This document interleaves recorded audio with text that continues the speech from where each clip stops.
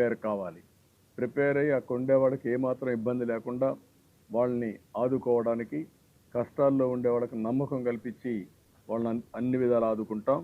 ఆ కార్యక్రమంలోనే నేనున్నా. ఇక్కడ మీకు ఏదైనా డౌట్స్ కానీ, ఇప్పుడు ఇది అయిన తర్వాత మేము ఆఫీసర్స్ అంతా రివ్యూ చేసుకొని రోల్ క్లారిటీ ఇచ్చిన తర్వాత, ఎందుకంటే కన్ఫ్యూజన్ లేకుండా ఎవరేం చేయాలనో చాలా స్పష్టమైన రోల్ క్లారిటీ ఇస్తాం.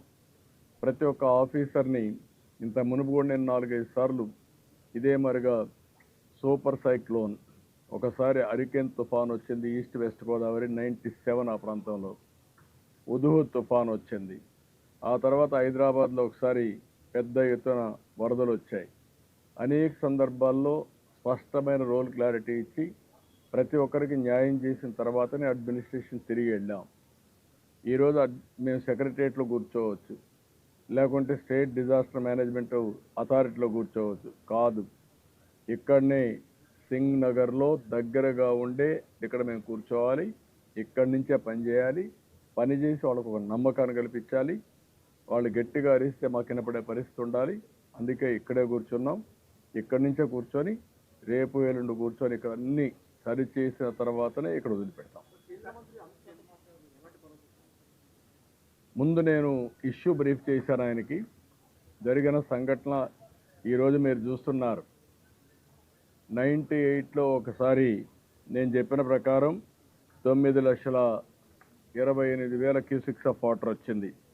ఆ తర్వాత 9,72,000 క్యూసెక్స్ ఆఫ్ వాటర్ రావడం ఇది మొదటిసారి చరిత్రలో. ఇటీవల కాలంలో ఎప్పుడు ఇది రికార్డు కాలేదు కృష్ణానదిలో. అలాంటిది వచ్చినప్పుడు వారి దృష్టికి కూడా తీసుకొచ్చి, ఇప్పటికే కొన్ని వీక్ బండ్స్ ఉన్నాయి. ఇప్పుడు వరకు మనం ఇక్కడ చూస్తున్నాం విజయవాడలో జరిగిన డ్యామేజ్. ఇక్కడి నుంచి డౌన్ బిలో వెళ్తుంది. ఆ డౌన్ బిలో వెళ్ళినప్పుడు కొన్ని దిక్కల బండ్స్ అన్నీ కూడా వీక్గా ఉంటే ఆ నీళ్లు కూడా పొలాల మీదకి కానీ లేకపోతే గ్రామాల మీదకి కానీ వచ్చే అవకాశం కూడా ఉంటుంది. దాన్ని కూడా మానిటర్ చేసుకోవాలి రాత్రికి. అవి మానిటర్ చేసుకొని ఇది వరద తగ్గే వరకు, ఫ్లడ్ తగ్గే వరకు ఎక్కడికక్కడ అన్ని జాగ్రత్తలు తీసుకొని, ఈరోజు అక్కడ అవసరమైతే కొన్ని ఇసుక బస్తాలు పెట్టుకోవడం, ప్రజలను అప్రమత్తం చేయడం, అక్కడ కూడా ఎక్కడ బండ్ తెగిపోకుండా కాపాడుకోవడం, బ్రీచెస్ పడకుండా కాపాడుకోవడం, అది కూడా అవసరం. దానికి కూడా ఏమేమి చేయాలో అవన్నీ చేస్తాం.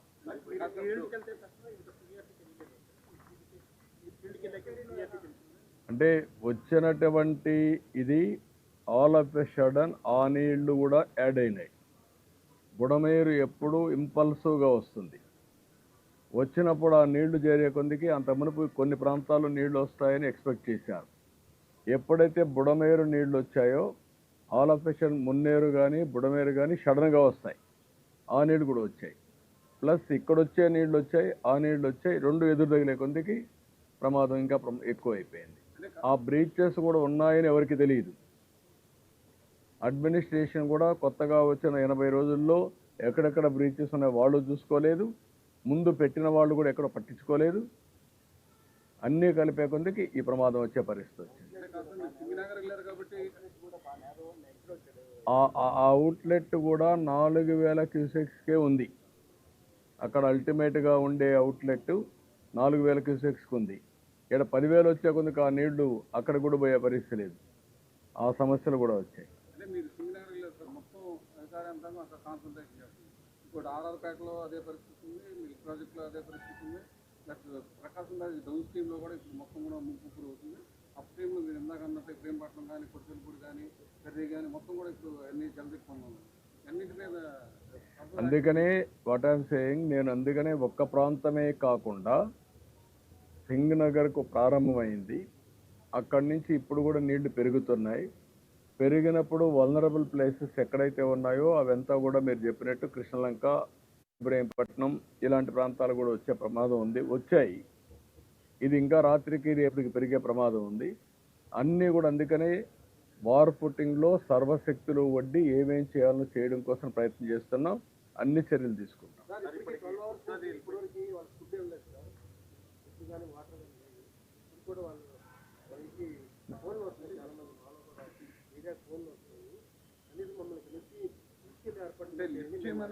చాలా మంది మమ్మల్ని